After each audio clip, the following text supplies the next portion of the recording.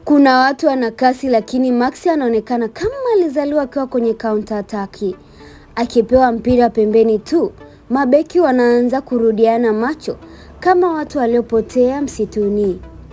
Miguu yake ina mwendo wa mateso. Dribbling zake zinaacha watu wamechoka kisaikolojia kabla hata mechi haijaisha.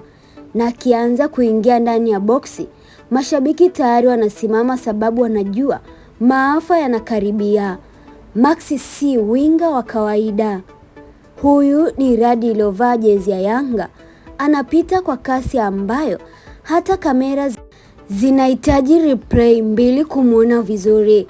Kila anapogusa mpira upande wa uwanja unaanza kuwaka moto. Mabeki wanabaki wanavuta jezi, wengine wanateleza, wengine wanageuka watazamaji live. Na akiwa na confidence, huyu jamaa anaweza kugeuza mechi ndani ya sekunde chache tu. Anakimbia kama anafukuzwa na hasira za mashabiki. Maxi Nzengeli ni aina mchezaji ambaye akianza spirit, hata benchi la wapinzani linaanza kuwa kimya. Maana wanajua mateso yanaanza rasmi.